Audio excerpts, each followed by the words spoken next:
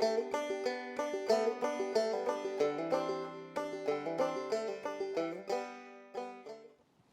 I'm Sequoia with Project Tree Collard. I'm here in Berkeley, California in March, and we have the COVID-19 outbreak that has the whole state sheltering in place.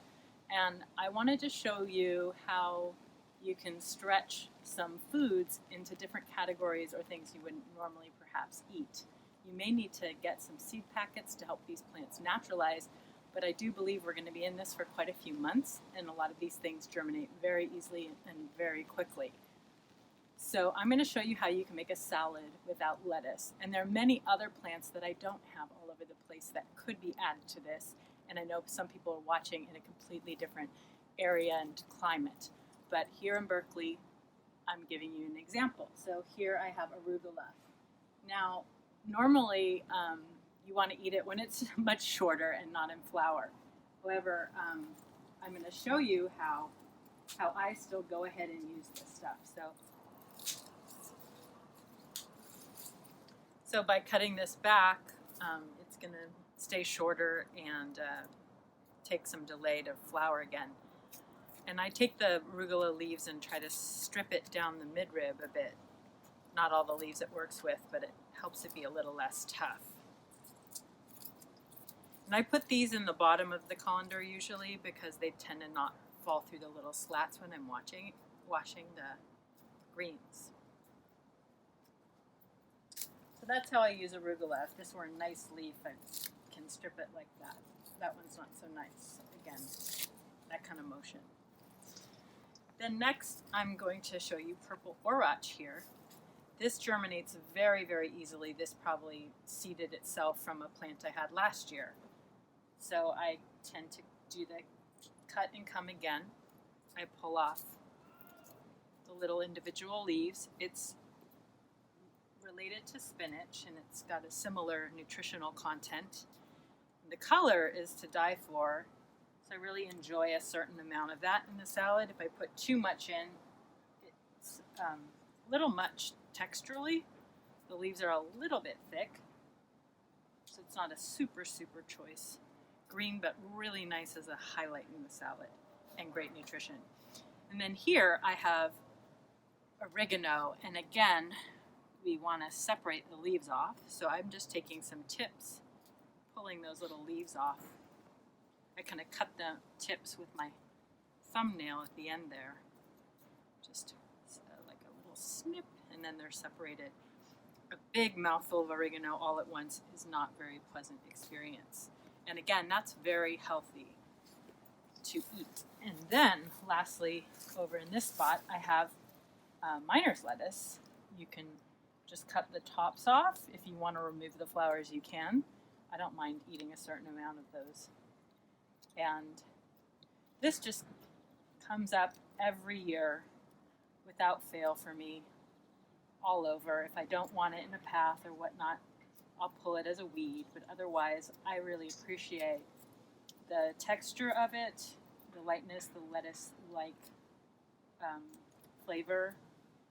It just really holds down a nice mellow space in my my lettuceless salad.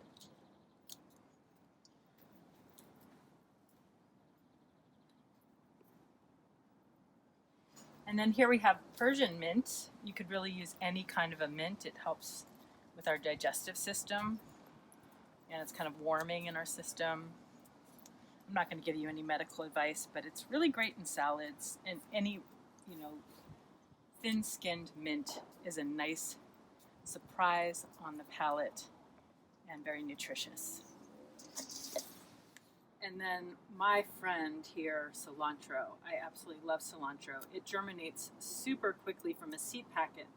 This particular patch showed up in my ornamental sort of garden area, and as did this tree collard from seed. So they've just kind of been naturalizing around my garden, which is just lovely because I don't have to plant them at this point in time. So I love to add a bit of cilantro. Again, very, very nutritious herb, especially during these times, to help us keep our systems running super healthy. And then a flower favorite I have is calendula. they're blooming now in Berkeley, so I pick a few flowers to add to the salad later in the kitchen. I will add them to the washed greens and pull off all the petals and scatter them in a nice way in the salad. Another favorite for the body of the salad that's nice and mild is mosh here. I believe it has quite a few names, one of which has the word corn in it. I forgot exactly, but it's a wonderful, easy to germinate green with a very mild flavor. It's very lettuce-like. It's very, very tender. So with everything I've showed you thus far, this is the most lettuce-like plant that I have. It's slightly more mucilaginous, but it does really well. And I did seed lettuce plants, by the way, and they are coming along nicely, but they're just not harvestable yet. And then here I have borage, which you can use the leaves of on a really young plant. Here's a seedling I'm going to pull up, growing nearby. It's very fuzzy. It's a little bit prickly, but in a pinch, maybe when it's a little younger than this even, you can just take a few of the leaves and add that in. I wouldn't do too many. The texture's a bit crazy. And then to pick the flowers, I kind of hold on to the stem and pull on the protruding star part to pull the flower out and into the salad. I usually collect those in a separate container, so when I wash them, they don't get too waterlogged because they're kind of delicate. But that's a delicious sort of cucumber-like flavor that you can add to the salad. And look at the color that it brings. Here I have a very happy plant. It is a weed that I covet, and it's called lamb's quarters.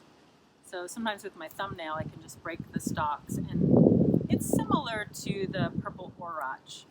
I have heard in literature that it is one of the most healthy greens you can add to something on your food. But it is slightly slimy to the touch. It feels kind of slippery. And so you only want to add a smaller amount. It's really not flavor-wise the yummiest of them all.